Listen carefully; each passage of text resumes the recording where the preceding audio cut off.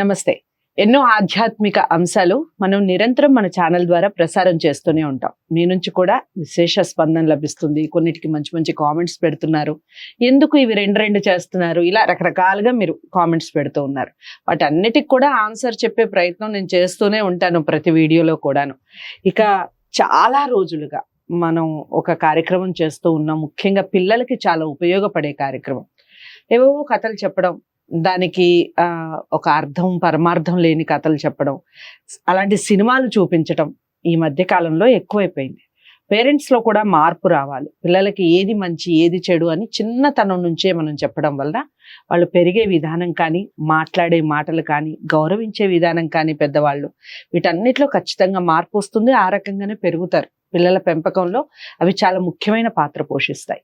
ఇక మనందరికీ సుపరిచితులే గౌరీశంకర్ గారు.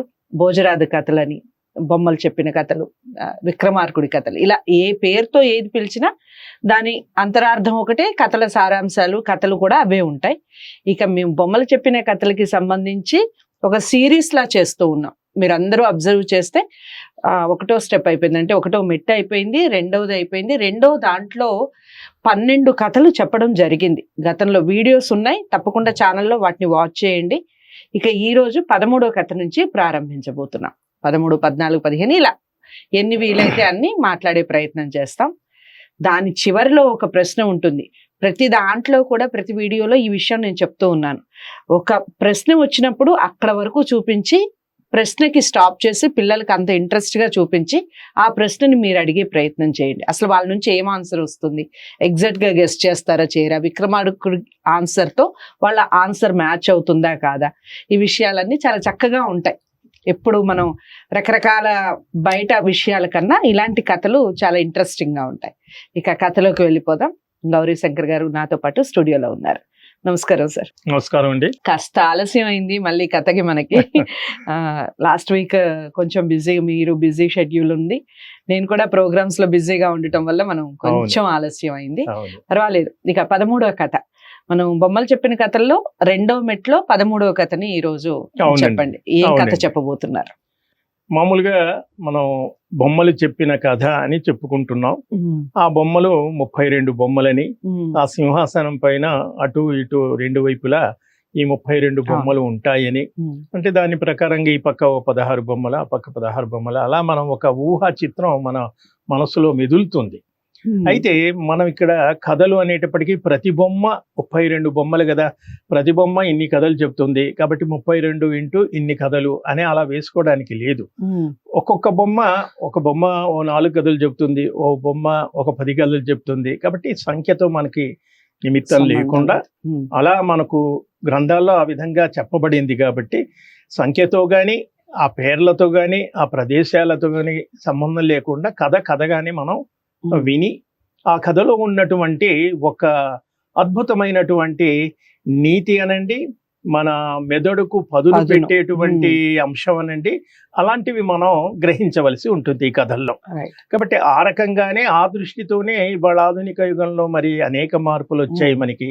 ఇవి కొన్ని వందల సంవత్సరాల క్రితం, కొన్ని వేల సంవత్సరాల పూర్వం ఇవి రచింపబడినటువంటి కథలు.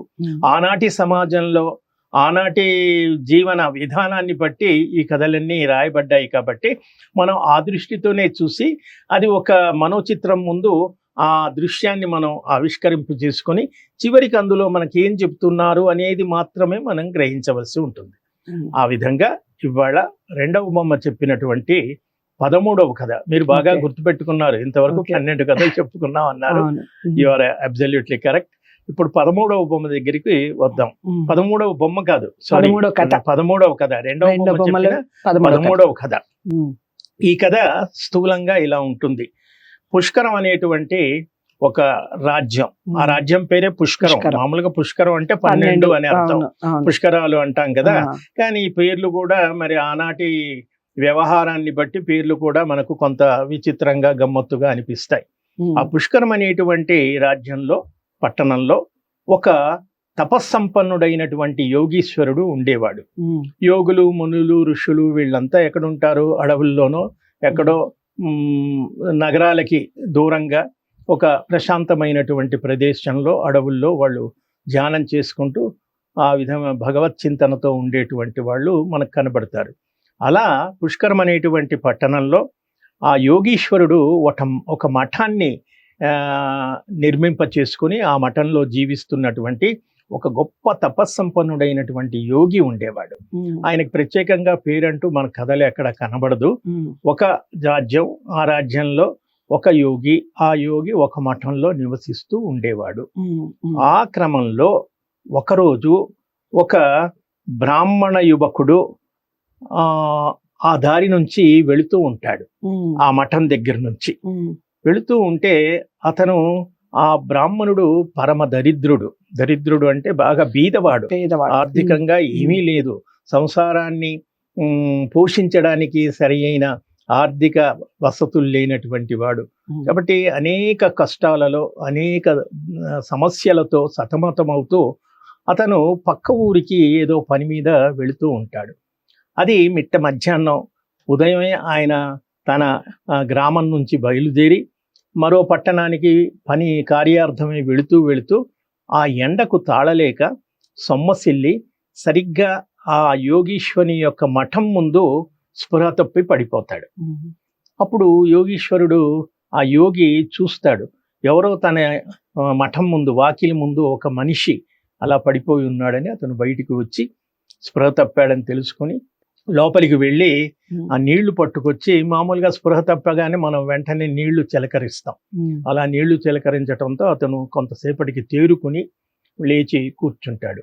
అప్పుడు బాగా నీరసంగా ఉన్నాడు, మనిషి బక్క చిక్కి ఉన్నాడు, చాలా దారిద్ర్యంతో బాధపడుతున్నట్టుగా అతని ముఖ కవళికలను బట్టి తెలుస్తుంది. అప్పుడు యోగి అతన్ని తీసుకువెళ్ళి లోపలికి తీసుకువెళ్ళి మఠంలో కూర్చోబెట్టి, ఏమిటి, నువ్వెవరు, ఏమిటి నీ పరిస్థితి, ఎందుకు ఇలా వచ్చావు, ఎందుకు ఇలా పడ్డావు అంటే అతనంతా చెప్తాడు. నేను పలానా గ్రామంలో ఉండేవాడిని, నా కుటుంబాన్ని పోషించేటువంటి తాహతు లేక నేను చాలా దరిద్రంతో బాధపడుతున్నాను, కొన్నాళ్లుగా నాకు అన్నం లేదు, ఆహారం లేదు, ఆహారం కోసమని నేను అలా తిరుగుతూ ఇలా వచ్చాను, అన్నం లేకపోవడం వల్ల శక్తి సన్నగిల్లి నేను స్పృహ తప్పి పడిపోయాను అంటాడు.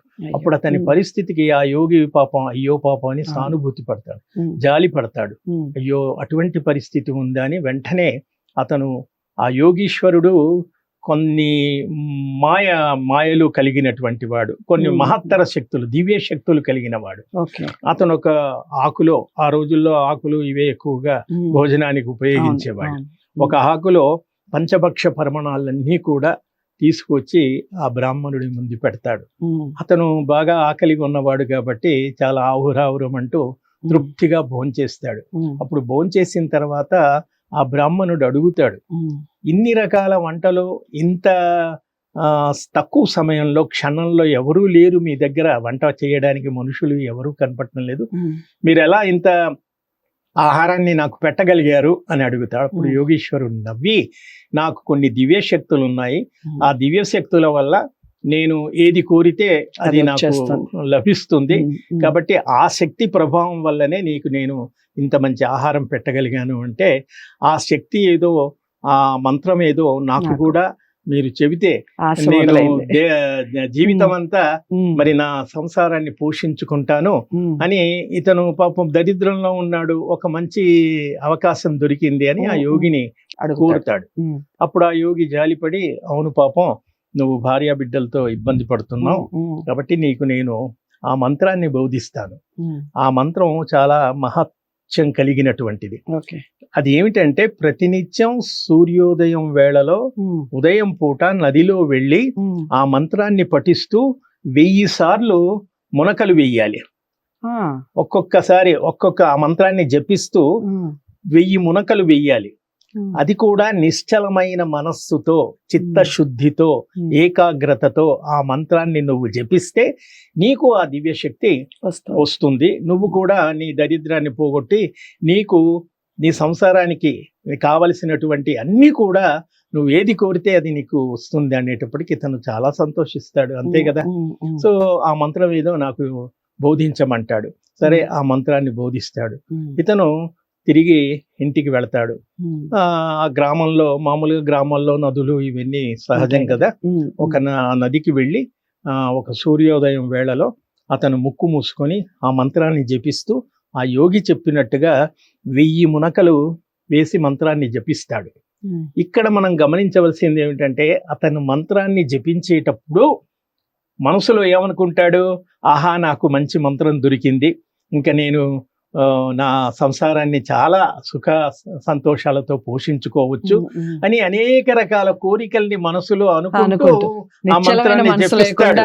అది అంటే ఇప్పుడు మనకి ఏదైనా ఒక పెద్ద లాటరీ టికెట్ లో ఏదో ₹1 కోటి వస్తే వెంటనే మనం ఒక పెద్ద విల్లా కొనేద్దాం, ఇంట్లో నిండా అన్ని సమకూర్చుకుందాం, ఫ్రిడ్జ్లు టీవీలు అని ఇలా మనం మనసులో ఎలా ఊహించుకుంటామో అతను అలా ఊహించుకుంటూ ఇంకా నాకేమీ సమస్య లేదు, ఆహా ఓహో అని ఎంతో సంతోషపడుతూ ఆ 1000 మునకలు మునిగి ఆ మంత్రాన్ని జపించి ఇంటికి వెళ్తాడు.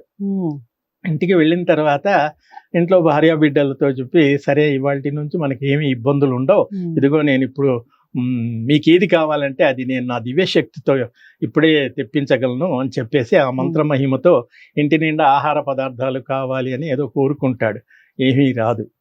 అదేమిటి, ఎంత మంత్రాన్ని ఇచ్చినా ఏమీ రావట్లేదు, అదేంటి యోగి ఇలా చెప్పాడు నాకు ఇలా జరిగింది ఏమిటి అని అతను చాలా మదన పడుతుంటాడు. ఇంతవరకు కథ ఆపేస్తారు. ఇక్కడ మనకేమిటి, బేతాళుడు విక్రమార్కుణ్ణి ఆ ధర్మ సందేహాలు అడుగుతున్నాడు, దాని వెనకున్నటువంటి సారాంశాన్ని అడుగుతున్నాడు, తాత్పర్యాన్ని అడుగుతున్నాడు. అప్పుడు బేతాళుడు విక్రమార్కుడిని అడుగుతాడు, ఎందుకు యోగి మంత్రాన్ని జపిస్తే కావలసినవన్నీ కూడా సమకూరాయి, మరి అదే మంత్రం ఆయన చెప్పిన పద్ధతిలోనే ఇతను బ్రాహ్మణుడు కూడా అలా చేశాడు, అయినప్పటికీ కూడా అతను ఎందుకు ఆ మంత్రం ఫలించలేదు అంటే అప్పుడు విక్రమార్కుడు అంటాడు, అతను చెప్పినట్టుగా ఇతను నిశ్చల భక్తితో చెయ్యలేదు, చిత్తశుద్ధితో చెయ్యలేదు, కాబట్టి అతనికి ఆ మంత్రం ఫలించలేదు అంటాడు. అది కరెక్ట్ అని చెప్పేసి బేతాళుడు తిరిగి వెళ్ళి ఆ చెట్టుకు వేలాడతాడు. అంటే దీనివల్ల మనం తెలుసుకోవాల్సింది ఏమిటి, ఏదైనా ఒక పని చేసేటప్పుడు ఆ పని పైన మన మనస్సును లగ్నం చేయాలి, ఏకాగ్రతగా దాన్ని జపించాలి. అదే ఇక్కడ దీని వెనకంతా కూడా ఒక ఆధ్యాత్మికత ఉంటుంది కాబట్టి భగవద్ధ్యానం చేసేటప్పుడు ఆ భగవంతుని పట్ల నిర్మలమైన మనస్సుతో మనం పూజ చెయ్యాలి. కానీ అక్కడ సహస్రనామాలు చదువుతూ మంత్రాలు చదువుతూ ఏమైంది పొయ్యి మీద పాలు పెట్టాను ఏమైంది, లేకపోతే వంటింట్లోకి డోరు నాక్ చేశారు ఎవరు వచ్చారు, ఇలా రకరకాల వ్యాపకాలలో మనస్సును పెట్టకూడదు. అది దీనిలో గ్రహించవలసింది. కాబట్టి బేతాళుడు విక్రమార్కుడి సమాధానంతో సంతృప్తి పడి నువ్వు చెప్పింది కరెక్ట్ అని చెట్టు మీదకి వెళ్ళిపోతాడు. రైట్. ఇక కథ కంచికి మనం ఇంటికి అన్నట్టుగా బేతాళుడు అయితే చెట్టు మీదకి వెళ్ళిపోయాడు. కథలో చాలా చిన్న కథ అయినా ఎంత అర్థం దాగి ఉంది అందులో. మనం ఏ పని చేసినా, ఏ పని తలపెట్టినా దాని మీద ఏకాగ్రత ఉంటేనే మనకి సక్సెస్ అనేది వస్తుంది. అందుకే నేను ఒక దగ్గర ఒక కొటేషన్ చదివాను, ఇంతకు ముందు కూడా ఒక ప్రోగ్రాంలో ఈ విషయం చెప్పాను, without you there is no success. You అనేది మనం లేకుండా సక్సెస్ని రాయలేం, యూ అనేది లేకుండా మనం సక్సెస్ని ప్రొనౌన్స్ చేయలేం, యూ అనేది లేకుండా అసలు మనం లేవు. అంటే మనం లేకుండా మనం ఏ పని మీద అయినా కాన్సన్ట్రేషన్ చేస్తే అది ఖచ్చితంగా సఫలం అనేది రాదు. ఈ కథ వెనకాల సారాంశం కూడా అదే. మరి ఏకాగ్రత ఎంత ఇంపార్టెంట్ అనేది కథ చాలా చక్కగా చెప్పారు గౌరీశంకర్ గారు. మరి ఇలాంటి వీడియోని అందరికీ షేర్ చేయండి, లైక్ చేసి ఛానల్ని సబ్స్క్రైబ్ చేసుకోండి. మరో మంచి కథతో మళ్ళీ కలుద్దాం. నమస్తే.